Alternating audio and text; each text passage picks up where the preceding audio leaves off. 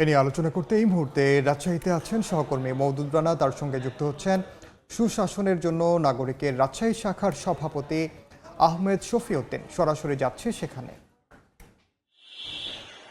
৩ বছর আগে ৩৬ কোটি টাকা ব্যয়ে হাসপাতালের অবকাঠামো নির্মাণ করা হয়েছে এবং সেটি এখন পর্যন্ত সরকারি যে কর্তৃপক্ষ রয়েছে তারা সেটি বুঝে নেয়নি, ফলে সেই হাসপাতালটি চালু করা সম্ভব হচ্ছে না।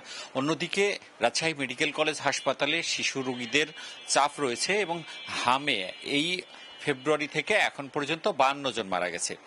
এই বিষয়টি নিয়ে আমরা কথা বলবো। আমাদের সাথে যোগ দিবেন জনাব আহমেদ শফিউদ্দিন, তিনি সুজনের রাজশাহী জেলার সভাপতি। আপনাকে স্বাগতম। আমরা জানতে চাই যে একদিকে একটি ভবন ৩৬ কোটি টাকা ব্যয়ে নির্মাণের পর সেটি বুঝে নেওয়া হয়নি ৩ বছর, এবং এই শিশু রোগীদের চাপে অনেক রোগী ভালো করে চিকিৎসা নিতে পারছে না। ৫২ জন রোগী হামের উপসর্গ নিয়ে মারা গেছে, যারা বেশিরভাগই শিশু। আপনি আসলে এই ঘটনাকে কিভাবে দেখেন? তো মহা অন্যায়, মহা অপরাধ। আমরা অবকাঠামো উন্নয়নের জন্য খুবই আগ্রহী, খুবই উৎসাহী। শত শত কোটি টাকা খরচ করে অসংখ্য অবকাঠামো করি, বিশেষ করে হাসপাতালের ক্ষেত্রে যেখানে মানবিক দাবি রয়েছে, মানুষের বাঁচা মরার প্রশ্ন জড়িত, সেখানে কেন যথাসময়ে লোকবল নিয়োগ হবে না, যন্ত্রপাতি কেনা হবে না, এটি তদন্ত করা দরকার। অতীতের দুটি সরকার এই কাজে ব্যর্থ হয়েছে, কারা দায়ী ছিল তাদের চিহ্নিত করা দরকার। আর রাজশাহী মেডিকেল কলেজ হাসপাতালে প্রচন্ড চাপ। এখানে কিন্তু ২০টি জেলার হাজার হাজার রোগী আসেন এবং শিশু ওয়ার্ডে পড়ে, এখানে বারান্দায় বছরের পর বছর ধরে পড়ে থাকে শিশুরা। কি অমানবিক অবস্থা! কিন্তু কেন এই বাধা? আমার তো মনে হয় প্রথম বাধা আমলাতন্ত্র, রাজনৈতিক সদিচ্ছা আর অভাব। আর আরো বোধহয় নেপথ্যের আরো একটি কারণ আছে, সেটা হলো কাদের স্বার্থে এগুলি আটকে রাখা হয়, কারা এতে বেনিফিশিয়ারি হন।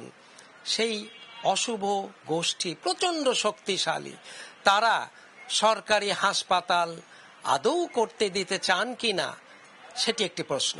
দেখুন, রাজশাহীতে কিন্তু ১২ বছর আগে মেডিকেল বিশ্ববিদ্যালয় হয়েছে কি, তারা কেবলমাত্র প্রাইভেট মেডিকেলের একাডেমিক নিয়ন্ত্রণটা দেখছেন। এখানে হওয়া ছিল পিজি হাসপাতালের মতো সার্বক্ষণিক, এখানে উচ্চতর ডিগ্রি দেয়া হবে এবং এখানে একটা ল্যাবরেটরি মানে উচ্চ মানের হাসপাতালও হবে। সেটি ১২ বছরেও হয়নি। কারা বাধা দিচ্ছে, কেন হয় না? আপনার এই প্রশ্নের যোগসূত্র ধরে আমি একটু বলতে চাই যে এখন পর্যন্ত ভবনটি বুঝে নেয়নি নির্মাণকারী যে কর্তৃপক্ষ রয়েছে, অর্থাৎ গণপূর্ত, তাদের এই যে উদাসীনতাকে আপনি কিভাবে দেখেন? আমি তো মনে করি একটি অপরাধ, এবং এগুলো এক ধরনের খুনের অপরাধ। কারণ যে শিশুরা চিকিৎসার অভাবে মারা যাচ্ছেন, সেটি হাসপাতালে নানান রকম সীমাবদ্ধতার কারণে।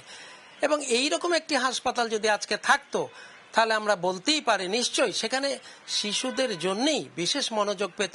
সেখানে অনেক ডাক্তার থাকতেন, অনেক সিস্টেম থাকতো, অনেক স্টাফ থাকতো, অনেক আইসি ইউনিট থাকতো।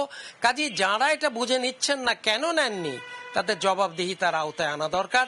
তাদের ব্যর্থতা থাকলে বিচার করা দরকার।